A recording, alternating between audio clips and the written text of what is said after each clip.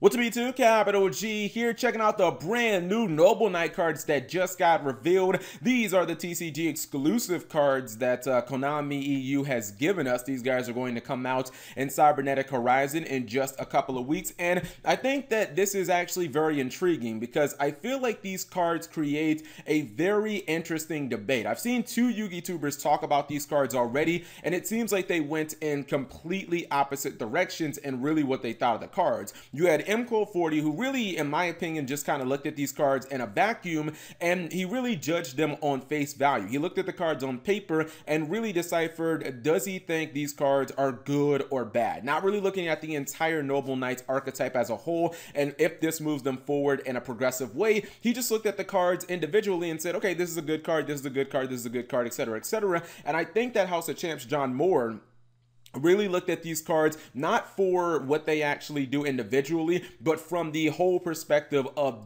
does this move Noble Knights in the right direction? Can this make them meta? Does this actually fix the problems? And I think that based on which side of their kind of argument you find yourself on will really determine how you feel about these cards, because I tend to agree a little bit with both of them. I think that these are actually really solid cards individually, but I think at the same time they're not going to make Noble Knights meta. And I don't feel like they really fixed the biggest problem of Noble Knights, which I'll talk about, I guess, a little later in the video. So let's go ahead and break down the four cards. We have two effect monsters, an Xyz monster, and then a Noble Arms card. So I guess I was like 75% right. I thought that the second effect monster was actually going to be a synchro, but I did predict an effect monster, an Xyz, and a Noble Arms spell. Everybody got the Noble Arms spell right. Anyways, first card up is Noble Knight Custonin. This is a level 4 light warrior monster, 1000 attack and 2000 defense. If you control a Noble Arms equipped spell, you can special summon this card from your hand. You can only special summon Noble Knight Custonin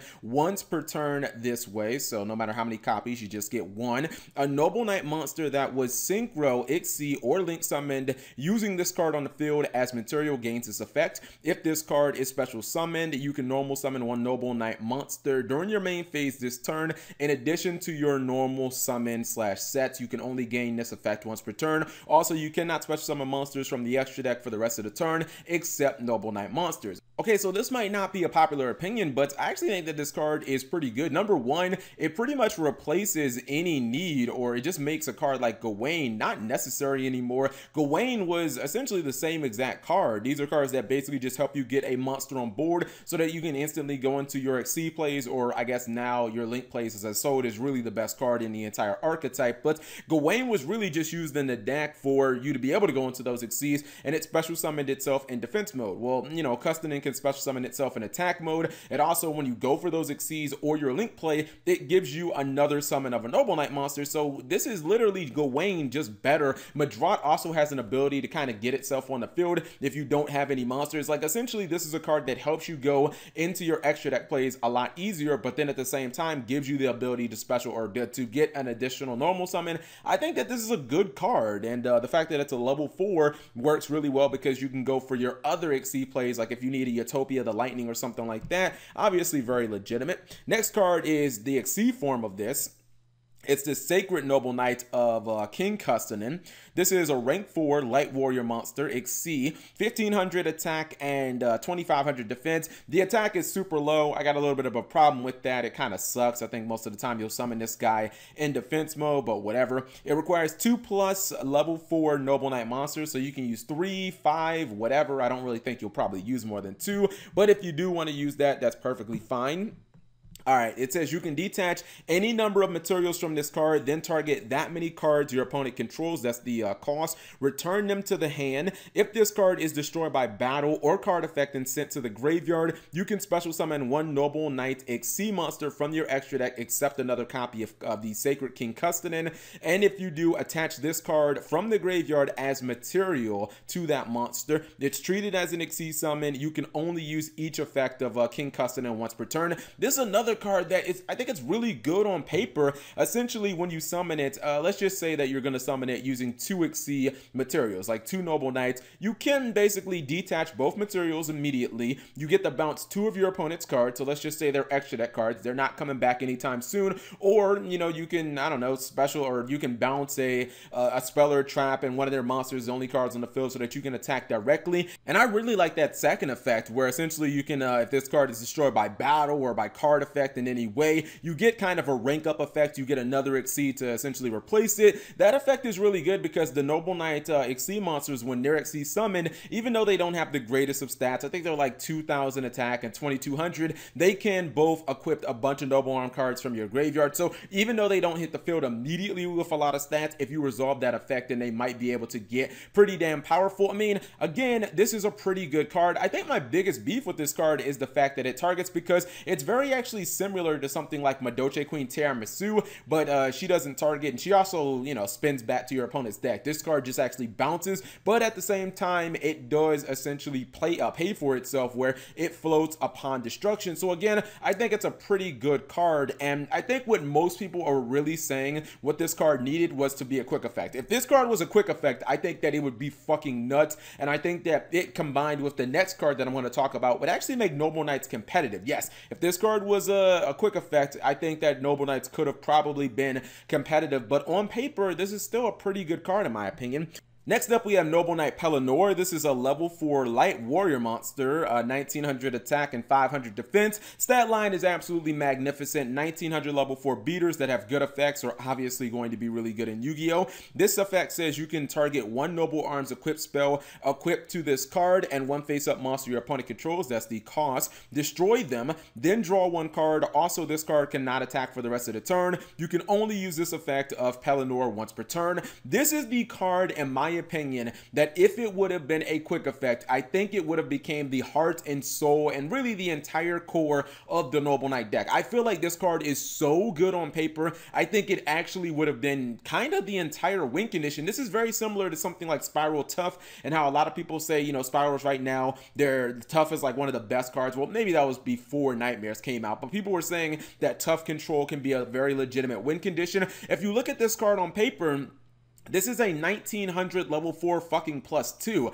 If you don't know about Noble Knights, the Noble Arm equip spells, whenever they're destroyed by card effect, they basically re-equip themselves straight from the graveyard back into the monster. So even if you have the crappiest Noble Arm card, all you have to do is just activate this effect, blow up your opponent's, I don't know, their Nightmare, Griffin, or whatever, and then you essentially get to draw a card, and you get your Noble Arm card right back to you on the field. What is there not to like about that? I mean, that's a +2, and even though you don't get to attack directly, who cares, man? You're getting a +2. Like, you can't have everything in the world. I just feel like if this card would have been a quick effect, like, that would have been so ridiculously good, because you would have had a disruption for your opponent, and then, and maybe this is a little bit of wishful thinking, there would have been the option to, I don't know, draw a hand trap. Could you imagine if you end up blowing your opponent's card up, like you're playing against Trickstar Sky Strikers, you blow up their Hornet Drone token, and then you draw an Effect Veiler for their Candina? Like, you basically are going to win that turn. Maybe not win the duel, but they're not making any fantastic plays unless they have, you know, Monster Reborn or Mind Control or something like that. Next card, and the final card, is the Noble Arm.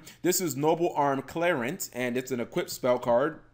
It says, equipped only to a warrior monster, you can only control 1 Noble Arms Clarent. That's built into what? All the Noble Arms cards. It says, once per turn, you can pay 500 life points. That's the cost. The equipped monster can attack directly this turn. If this face-up card on the field is destroyed and sent to the graveyard, you can target 1 Noble Knight warrior monster you control. Equip this card to that target. You can only use that effect once per turn. That's the part where I'm talking about where the Noble Knight cards, or the Noble Arm cards, the equips, if they're blown up, then they basically re-equip themselves to another Noble Knight monster on the field. This is a card where I get what Konami was going for, but the way that people play Noble Knights, or they probably should, is not going to be conducive to winning. Konami thinks that you can still basically play Noble Knights in the way where you have one big ass Xyz monster, you equip it with 5 different Noble Arms, it becomes untargetable and, you know, can't destroy it by battle, and it has a whole bunch of attack, and it's essentially supposed to be unkillable, and they're making it like, oh, okay, well, it doesn't matter if your opponent stalls with monsters, you can pay 500 life points, attack them directly,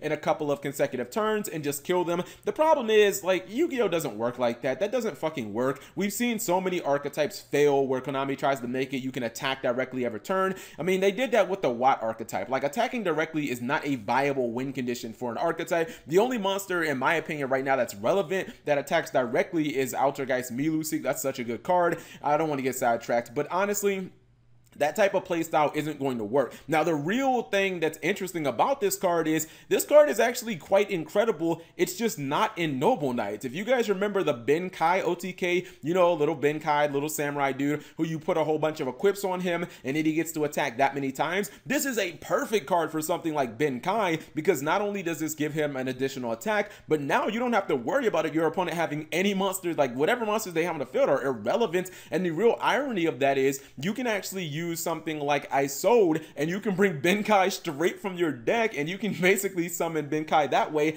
And if you're using 2 warriors, which you have to use for Isode, you send your Phoenix Blade to the graveyard and that's another equip for Ben-Kai. So this card is actually amazing, just not in Noble Knights, which is I don't know, that feels like it definitely wasn't intended, but I feel like that's where this card can shine the most. And really, and maybe I'm wrong here, I feel like if 2 of these cards, I feel like if the Xyz, Night King Custodin, and Pelennor, I feel like if they were quick effects, I actually feel like Noble Knights could have been competitive right now. Because if you look at Noble Knights, the biggest reason they never succeeded, they're very similar to Crystal Beast, is because your win condition, the thing that makes them progressively stronger, is also their Achilles heel. Having your back row full of a whole bunch of Noble Arm cards, and Crystal Beast would have, you know, a whole bunch of Crystal Beasts and their spells and traps, also means you can't defend yourself in any way.